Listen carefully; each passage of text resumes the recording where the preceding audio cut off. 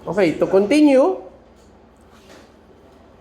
an air-conditioned bus has an average temperature of 80 degrees Fahrenheit runs through North Luzon Expressway at a maximum speed. Pag hindi binigay, anong maximum speed?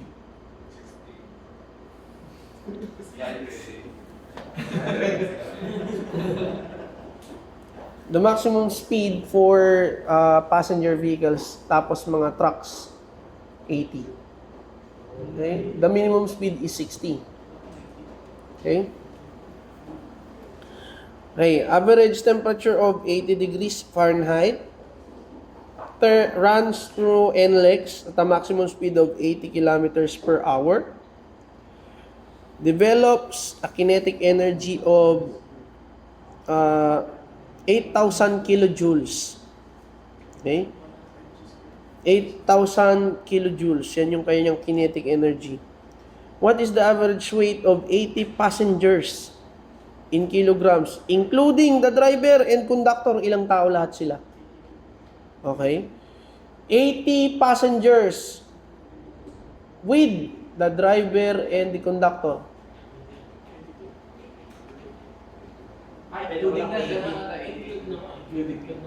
Okay? 80 lang yan. Including the driver and the conductor if the mass of the bus is 80 English ton. Pag sinabing ton, T-O-N-N-E, kilogram, okay? Sa SI. How about dito? Ilang person ang meron tayo? 82 or 80?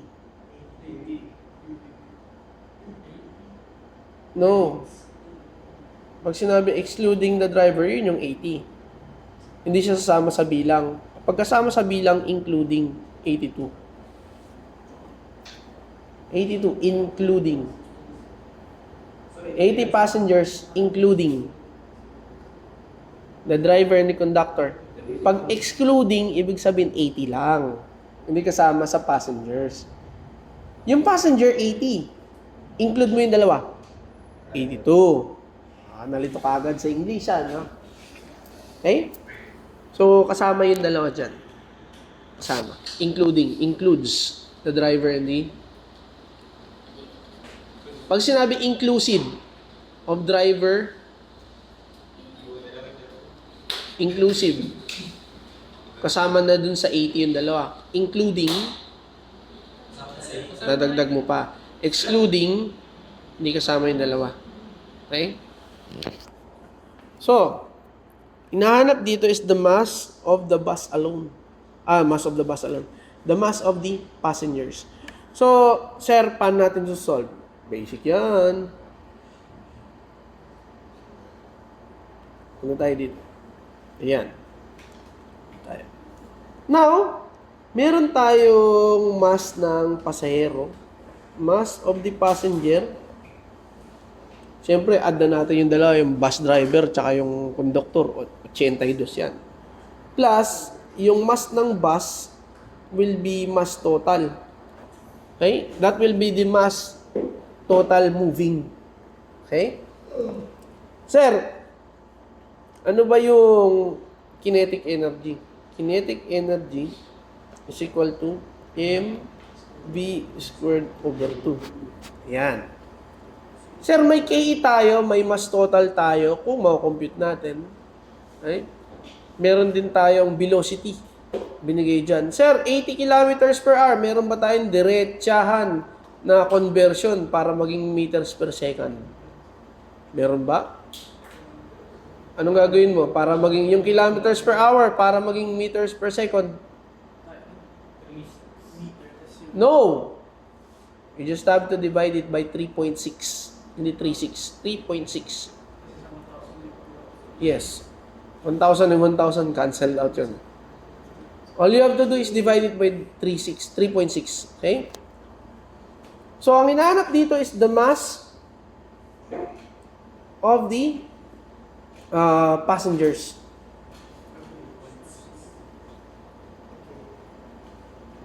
Okay? So, ito tayo, mass of the passenger. Meron tayong mass of the bus. Okay? Sir, what if mag-mass total muna ako sa M, total is equal to 2 KE. Divide by V squared. Okay? The kinetic energy is equal to twice yung KE mo na 8,000 kilojoules. Wag mo na mag-unit cancellation. Tignan mo muna yung iyong velocity. Yung velocity mo is 80 kilometers per hour. Diretso mo na 80 divide by 3.6 meter per second squared. Okay? Dapat ang matitira dyan kilojoule. Kilogram. Okay. Hiwalayin natin yung kilojoule. Yung 1 kilonewton meter per 1 kilojoule. Tama? Yung Newton, yung kilonewton, pwede natin gawing kilonewton. Okay? So, 1,000 Newton every 1 kilonewton. Sir, cancel muna natin para mas maintindihan natin. Kilojoule, kilojoule, kilonewton, kilonewton. Ang natira is Newton meter per meter squared second squared.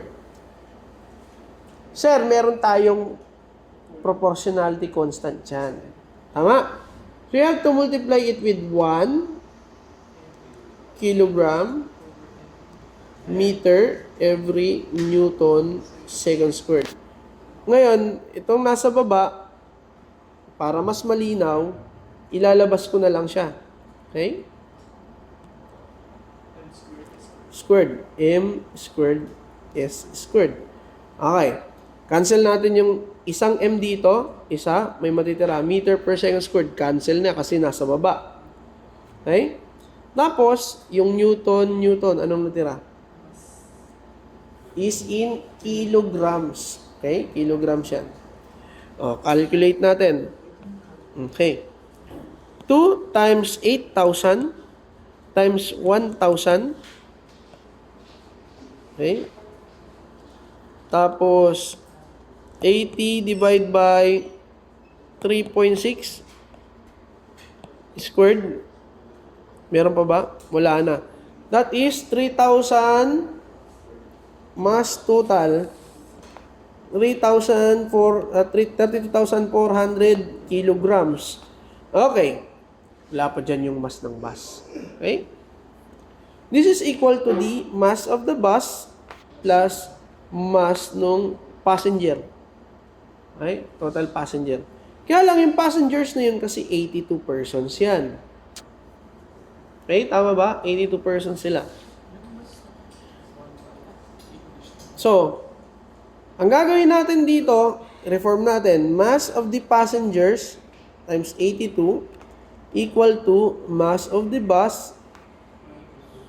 Okay, negative to, plus 32,400 kilograms. Wag mo natin lagyan ng unit. We have to divide it with 82. Okay, 82.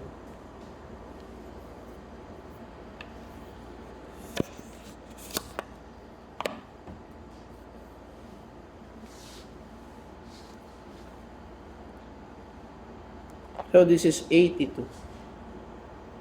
Ayan. So, mass of each person is equal to 32,400 kilogram minus 8 English tons. So, 8 English ton. Okay? Meron tayong diretsuhan na na conversion factor para sa tons, kilogram to tons. Sir, meron ba? May diretso ba? Meron. Hindi ko pa naituro sa inyo yan. Actually, meron. 1 English ton is equal to 907 kilograms. Tama? So, this is equal to 2,000 pounds. You may check. Diba? 1 kilogram is equal to 2.205 pounds. Diretso na yan. So, ibig mo sabihin, sir, yes, pwede na yan. 8 English tan yan, ha? Times 907 kilogram per 1 English tan. Ayan. Divide by 82. So, mass of each person is equal to 3 to 400 minus 8 times 907 divided by 82. So, the answer is, ano silang lahat? Ano silang lahat? Obese. Pero sir, sabi dito sa problem, ang tama kasi dito sa book, okay, sa akin ang pagkakaintindi ko kasi dito, 80, including yung dalawa, 82 yan. Pero, ang nakalagay sa book is 80 lang. Dapat dyan, excluding. Yung word is excluding the driver. Pero kapag 80 siya, ang sagot dito is 306.634 kilograms. Now, kapag excluding yung driver, if excluding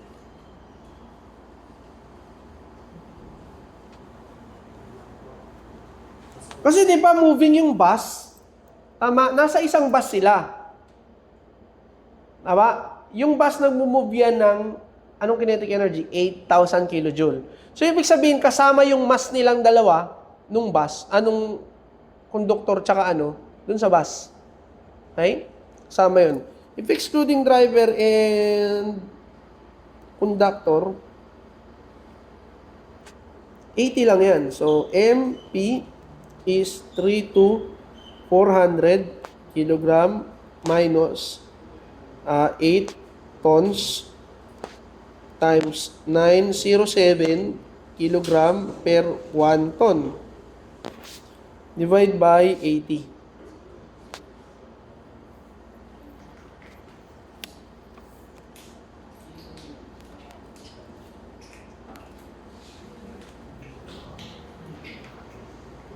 Yan. So, divide ko na lang to ng 80. So, this is, mass of each passenger is 314.3 kilograms. O, ano sila? Obese. Siguro yung bus nila, ano yan? Jumbo. Jumbo bus. Okay? 80 pa sila. Okay? O, number 5. Okay? Skip back. Number 5. Mambo number... Santa Maria. Santa Maria. Ito. Okay, number 5. Okay. An adiabatic room initially contains air at 62 degrees Fahrenheit and atmospheric pressure. Okay, what is the atmospheric pressure? That is 14.7 psi.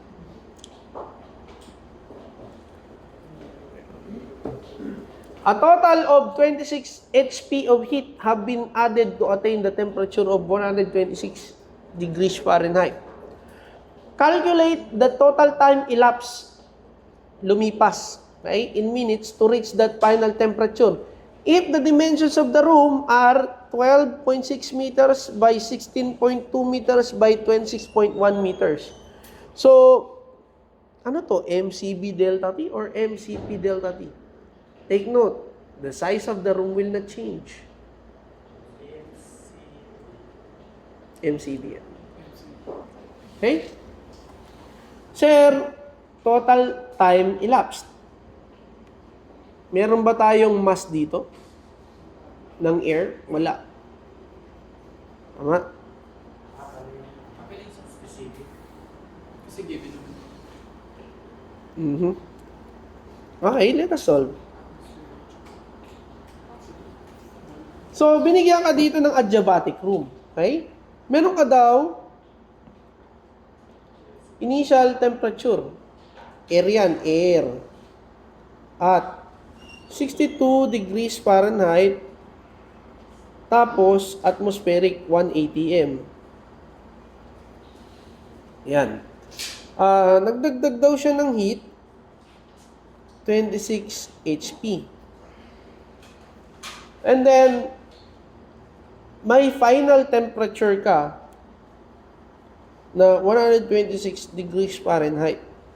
Okay. The dimensions of the room, kukunin mo sa volume ng room. That is 12.6 meters by 16.2 meters by 26.1 meters. Okay? When we are talking about adiabatic room, nothing changes on the size of the room. Okay? So, ang equation natin dyan, Q is equal to M C V delta T. Meron ba tayong M? Wala. Saan natin kukunin yung M? Yes, air is ideal. So, M is equal to PV over RT. Okay? Kaya lang, anong temperature sa PVRT? Anong temperature gagamitin mo? Was that the final or the initial? Initial. Turo ko yan. Okay? So, anong hinahanap niya? The total time elapsed. Okay? Meron kang Q. Tama? Pwedeng doon mo kunin yung time. Naka-HP siya. Okay? Heat lang. Specific heat lang. Okay? So, alam ba natin kung anong CV ng air? Yes, 0.7186. Kapag English units, that is 1.171. Okay? CP is 1.0062. 0.24 naman kapag English units. Now, kunin muna natin si M. Okay lang? Okay lang ba? So, dito, yung Q natin, actually, yung M mo dapat dito is in flow rate. In flow rate dapat yan. So, Q is equal to mass over time. CV delta T.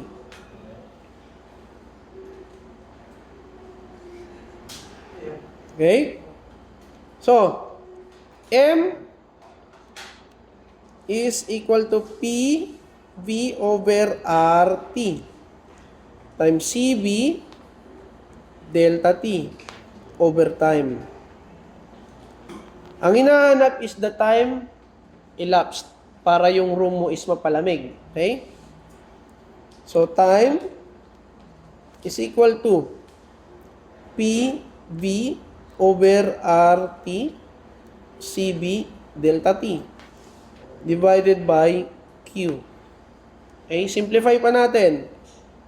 Time is equal to PV. PV CV delta T R T Q. Hi. So, pwede natin ipasok yung mga value. Pressure, atmospheric yan. Okay. Lahat ba sila naka-English? Tignan natin yung majority unit niya. Yes, lahat sila naka-English.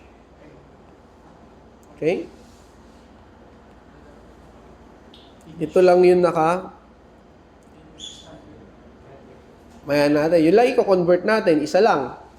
Okay?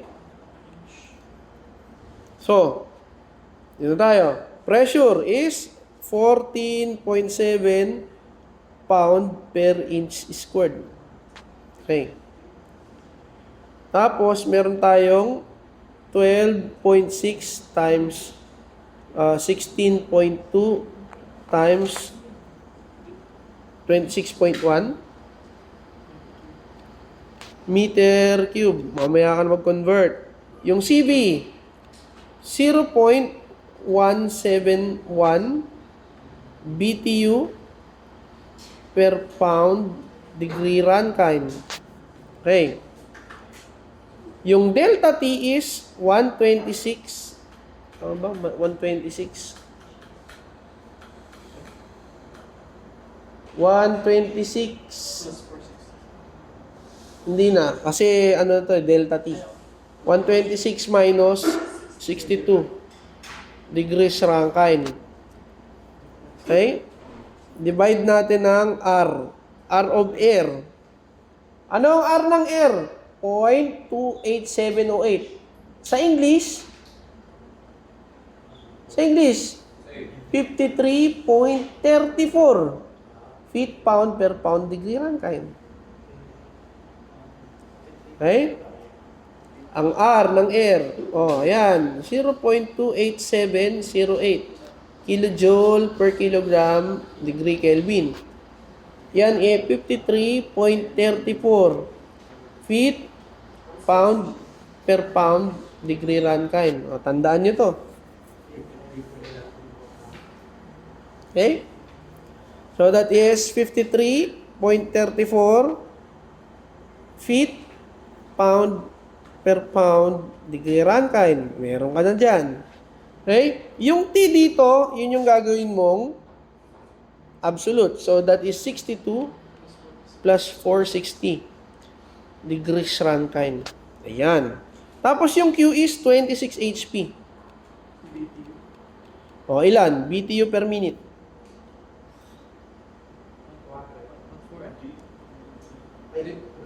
42.4. Okay? Times 42.4.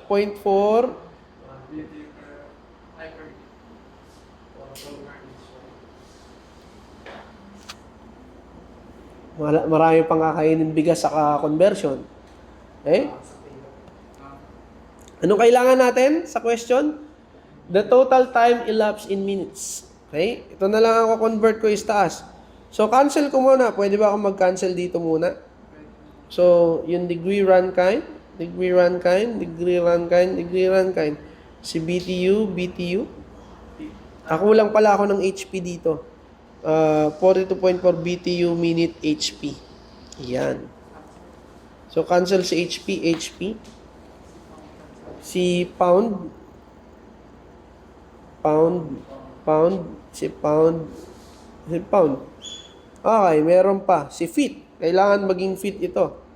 Nasa taas. Okay. So, you have 3.28 feet every meter. Cube na natin to. Tama? So, maka-cancel si meter cube. Meter cube. Si feet, magiging feet squared. Ito na lang, i-multiply ko ng multiply ko na agad yan ng 144 inches squared per feet squared. Pag may nakita kang inch squared, multiply mo na agad ng 144 inch squared per feet squared para madali na yan. Okay? Pag cube naman, 1728. So, inch squared, feet squared, cancel na yan lahat. Ang natira na lang is minute. Pindutin sa calculator, kasya yan. 14.7 times 144 times 12.6 times 26.1 times 16.2 times 0.171 times 3.28 cube, okay, times 126 minus 62 divide by 53.34 times 460 plus 62 times 26 times 42.4. So the answer is ilang minutes? Ilang minutes? No. 141. May mali kang sagot. May mali kang type dyan.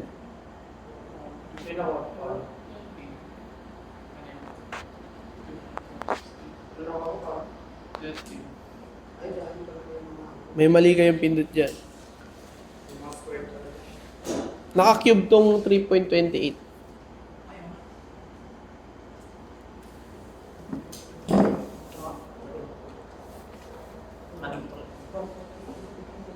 Kasya sa calculator yan.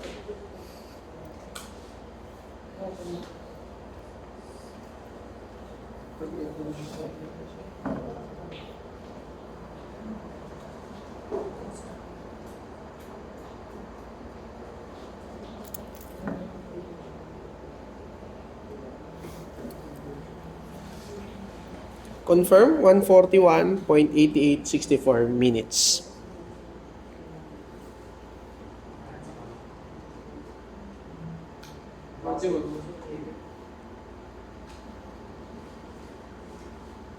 So, next problem. Next problem. A compressed air. Okay? A compressed air is confined. Air na naman tayo. Is confined. Paano kapag, ammonia? Oh, ammonium. NH3. Methane.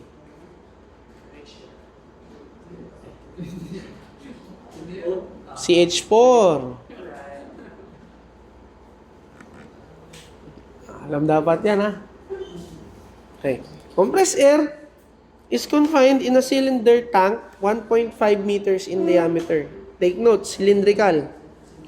It is to be maintained at a temperature of 11.5 degrees Celsius and pressure gauge of 11.5 bars. 1 bar is equal to? No, 100 kilopascal. Calculate the required length of the tank in feet. If the maximum mass of air is 211.5 kilograms. O, tignan natin, ano ba yung majority dito? Naka-SI siya lahat. Yung bar is in SI. Okay? So, ang kailangan natin feet. Sa dulo na lang ako magko-convert. Okay? So, let us solve the problem. Ang hinahanap natin is the length of the tank in feet. So, length of tank in feet. Cylindrical yan. Okay? So, volume ng cylinder is pi over 4d squared times height or length. Okay? So, it is again an ideal gas since we are talking about air. So, PV is equal to mRT. Binigay sa'yo si temperature, binigay sa'yo si R, alam mo na kagad si M, si P. Si volume tayo kukuha nung value ng length. Okay? So, reform natin. P times pi over 4 d squared times length equal to mRT. Naman, thermodynamics, kahit anong subject, it's always about algebra. Lahat mo ko mag-algebra. So, cross-multiply natin para ma-reform natin. Ang kailangan lang naman natin dito is the length. Length is equal to 4mRT. Divide by P pi d squared. Okay, length na yan. Length is equal to 4. Ano ba yung mass? 211.5 kilograms. Yun yung given kanina eh. Yung R ng air is 0.28708 kilojoule per kilogram degree Kelvin. Tapos, the temperature should be held at 11.5. So, 11.5 plus 273 degrees Kelvin. Divide by the pressure that is in gauge, ha? Gauge yan. The pressure gauge is 11.5 bar times 100 kPa per 1 bar. Tapos, plus 101.325 kPa. Or, simply, that is kilonewton per meter squared. Baguhin ko na yung kPa dito. Okay? kilonewton per meter squared. Ayan. Tapos, pressure times diameter squared. Diameter is 1.5 meters. 1.5 meters squared times pi. Cancel muna same units. Kilogram, kilogram, si Kelvin, Kelvin. Yung kilojoule mo is kilonewton meter. Okay? So, si bar, kilonewton, kilonewton, kilonewton, kilojoule, wala na yan. Meron pang M, isa lang ang matitira. Okay? May matitira na sa ilalim. Or pwede ko nang i-cancel na lang dito sa ilalim. Tira ko na lang yung M dito sa taas. Okay? So, yung may matitirang M. Nasa taas yon. So, multiply ko siya, final na, ng 3.28 feet every 1 meter. So, calculate. Kasya ulit sa calculator yan. 4 times 2, 11.5 times 0.28708 times 11.5 plus 273, and then multiply again with 3.28. Tapos, 11.5 times 100.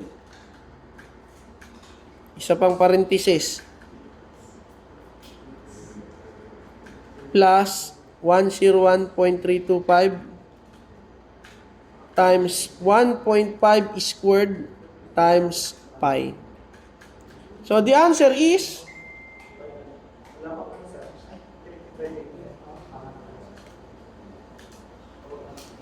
25. The length is 25.6228 feet. Check your calculations kung tatama, baka mali lang kayo ng pindot dyan.